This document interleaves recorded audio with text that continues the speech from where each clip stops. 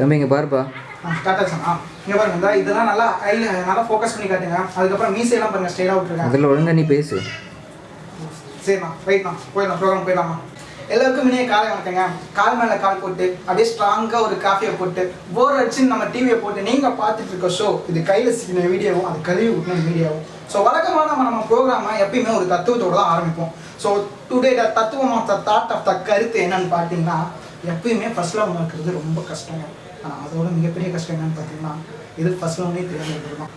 Okay, cameraman முறைகிறாரு, makeup man சிரிக்கிறாரு. இன்னைக்கு நம்ம ஸ்ட்ரெயிட்டாக ப்ரோக்ராம்குள்ளே போயிடலாம். நாம இன்னைக்கு பார்க்க போகிற 3 வாட்ஸ்அப் வீடியோஸ் என்னென்ன அப்படின்னு பார்த்தீங்கன்னா, முதல் வீடியோ தமிழக முதலமைச்சரோட பிறந்தநாளை முன்னிட்டு அவங்களோட உருவப்படத்தை ஒரு சிறுமிக்கு கையில் குத்திருக்காங்க. அந்த சிறுமியோட விருப்பம் இல்லாமல் அதுதான் இன்னைக்கு நம்ம பார்க்க போகிற முதல் வீடியோ. இரண்டாவது வீடியோ என்னன்னு பார்த்தீங்கன்னா, புதுக்கோட்டை மாவட்டத்தில் இருக்கிற ஒரு மகளிர் மாணவிகள் விடுதியில் நைட்டு இளைஞர்கள் மற்றும் விளையாட்டுத்துறை அமைச்சர் நுழைஞ்சு ஆய்வு அப்படிங்கிற பேரில் சில விஷயங்கள் பண்ணியிருக்காரு. அது சில வீடியோ காட்சிகள் நமக்கு வந்திருக்குது. அதை தான் நம்ம ரெண்டாவது வீடியோவாக பார்க்க போகிறோம். மூன்றாவது வீடியோ என்னன்னா, தேர்தல் ஆணையம் மக்கள் கிட்ட தேர்தலை குறித்து சில விழிப்புணர்வுகளை ஏற்படுத்தும் விதமாக சில பிரபலங்களை பேச வச்சு சில வீடியோ காட்சிகளை பகிர்ந்துக்கிட்டு வராங்க. அப்படியே 2 பிரபலங்கள் பேசின வீடியோவை தான் இன்னைக்கு நம்ம பார்க்க போகிறோம். ஸோ நான் ஆல்ரெடி சொன்ன மாதிரி இன்னைக்கு நம்ம பார்க்க போகிற முதல் வீடியோ வந்து பார்த்தீங்கன்னா, கடந்த பிப்ரவரி 24ஆம் தேதி தமிழக முதலமைச்சரோட பிறந்தநாளை முன்னிட்டு சென்னை வேளச்சேரிக்கு பக்கத்தில் இருக்க ஒரு கல்யாண மண்டபம், முருகன் கல்யாண மண்டபம் அப்படிங்கிற ஒரு இடத்துல 668 தொண்டர்களுக்கு கையில் பச்சை குத்துதல் நிகழ்ச்சி நடந்துச்சு. யாரோட உருவப்படம்னு உங்களுக்கே தெரியும், நான் சொல்ல வேண்டிய அவசியம் இல்லை. அந்த நிகழ்ச்சியில் வந்து பார்த்தீங்கன்னா, ஒரு சிறுமிக்கு அவங்களோட விருப்பம் இல்லாமல் கட்டாயப்படுத்தி கையில் பச்சை குத்திருக்காங்க. அந்த சிறுமி கதை அல்ல. இந்த சம்பவம் சில அமைச்சர்கள் முன்னாடியே நடந்திருக்கிறது. இதையெல்லாம் பார்த்தா சில சமூக ஆர்வலர்கள் இதை வந்து ஃபேஸ்புக்லையும் வாட்ஸ்அப்லையும் ஷேர் பண்ணியிருக்காங்க. அப்படி வந்த வீடியோ தான் நீங்கள் இப்போ பார்க்க போறீங்க.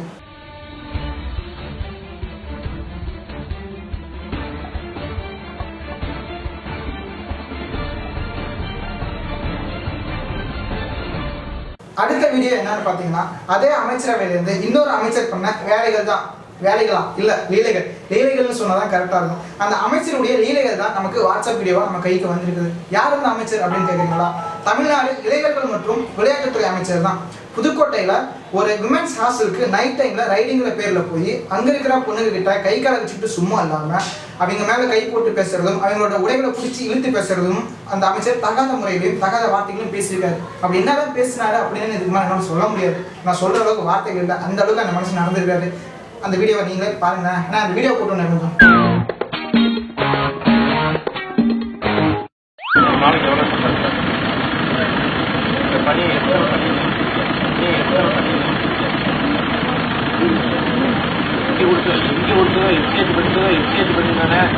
எத்தனை பண்ணி வச்சிருக்கீங்க?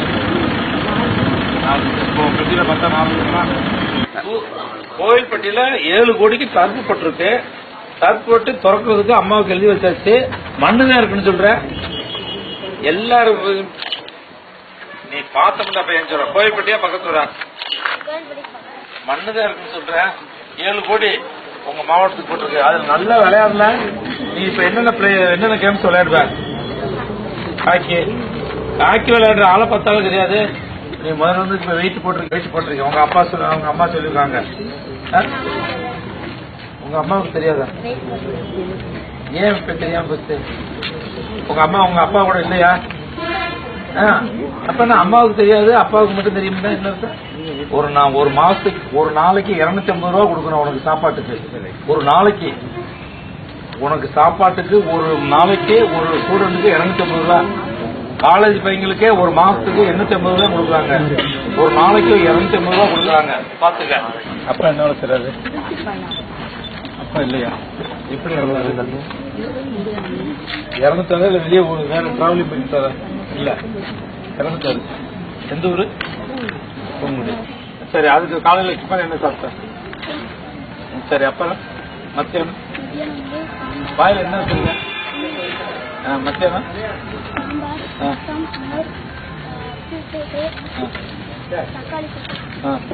முட்டை பண்ணலையா? அப்ப ஏன் சொல்ல மாட்டீங்களா?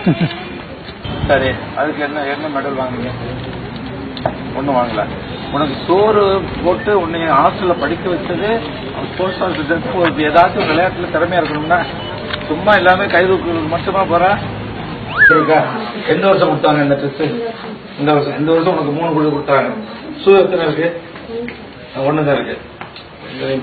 இது காட்டி ஷூவா? இது எவ்வளவு விலைன்னு உனக்கு தெரியுமா? எவ்வளவு விலை? 900 ரூபா. ஒரு ஷூவுக்கு 900 ரூபா கொடுத்து நாங்கள் வாங்கி கொடுக்குறோம். இந்த ட்ரெஸ் எவ்வளவு தெரியுமா?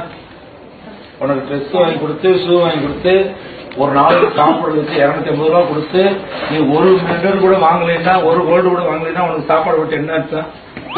மண் வாசம் அடிச்சா மழைக்காலன்னு அர்த்தம், அதுவே தார் வாசம் அடிச்சா தேர்தல் காலம்னு அர்த்தம். கண்டுபிடிப்பு ஆஃப் த டே. என்னடா அவன் சோன் பேப்பர் இருக்கிற மாதிரி சம்மந்தமே இல்லாமல் பேசுறான்னு நினைக்காதீங்க.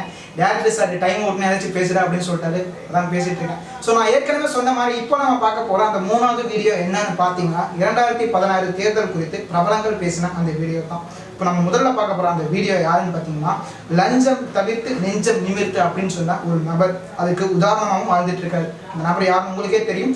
இளைஞர்களுக்கெல்லாம் ஒரு ரோல் மாடலாக இருக்காரு. திரு சகாயம் அவர்கள் ஒரு தனியார் தொலைக்காட்சிக்கு கொடுத்த பேட்டியை தான் ஒரு சின்ன வீடியோ கிளிப்ஸாக நமக்கு வந்திருக்கு. அந்த வீடியோ தான் நம்ம இப்போ பார்க்க போகிறோம். தமிழக சட்டமன்ற தேர்தல் 2016 தமிழக வாக்காளர்கள் எவருக்கு வேண்டுமானாலும் வாக்களிக்கலாம், ஆனால் கவருக்கு வாக்களிக்க கூடாது என்பதுதான் இன்றைய செய்தியாகும். தங்களுடைய வேட்பாளர்கள் அவர்கள் எந்த மதத்தை, எந்த சாதியை, எந்த இனத்தை சார்ந்தவர்களாக வேண்டுமானாலும் இருக்கலாம், ஆனால் நம்முடைய வேட்பாளர்கள், நம்முடைய பிரதிநிதிகள் முழுக்க முழுக்க அவர்கள் நேர்மையாளர்களாக இந்த சமூக நலன், நாட்டு நலனையே தங்களுடைய நலனுக்கு மேலான நலனாக கருதக்கூடியவர்களாக அவர்கள் இருக்க வேண்டும். எனவே அந்த வகையில் அவர்கள் தகுதியை பார்த்து தமிழக வாக்காளர்கள் தேர்வு செய்ய வேண்டும் என்று நான் எண்ணுகிறேன். ஸோ மக்களே, எவருக்கு வேணாலும் ஓட்டு போடுங்க, ஆனால் கவருக்கு மட்டும் ஓட்டு போடாதீங்க. நான் சொல்லலை, யார் சொன்னாங்கன்ட்டு நீங்கள் வீடியோவே பார்த்துருப்பீங்க. ஸோ அடுத்து நம்ம பார்க்க போகிற பிரபலம் யாருன்னு பார்த்தீங்கன்னா பிதாமகன், சிங்கம், இன்னும் உண்மையாக சொல்ல போனோம்னா சூர்யா. அழகாக சொல்லணும்னா ஸோ சூர்யா வந்து எல்லாத்தையும் விட கொஞ்சம் டிஃப்ரெண்டாக ஒரு வீடியோ பண்ணி அமைச்சிருக்காரு. ஒரு டப் மேட்ச் பண்ணி அந்த டப் மேட்ச்சில் இவர் இன்னொரு நடிகருடைய டைலாகை பேசி மக்களுக்கு சில கருத்துக்களை சொல்லியிருக்காரு. என்னன்னா, ஒரு சக நடிகர் இன்னொரு நடிகருடைய டைலாக் பேசியிருக்காரு அப்படின்னு நீங்கள் யோசிக்கலாம். யார் அந்த நடிகர், என்ன கருத்து அப்படின்னு நீங்கள் வீடியோலே பாருங்க. இந்த தும்பல், இரும்பல், வீக்கல், கொட்டாயி, நல்லது கெட்டது, பசி, தூக்கம், பொறப்பு, இறப்பு, பணம், பட்டம், பதவி இதெல்லாம் கேட்டு வராது, தானா வரும். வந்தாலும் ஏன் கேட்க முடியாது, போனாலும் தடுக்க முடியாது. எச்சச்ச எச்சச்ச கச்சச்ச கச்சச்சா. இந்த மாதிரி எவ்வளவு டயலாக்ஸ் சொன்னாலும் வாய்ஸ் கொடுத்துட்டே இருக்கலாம்.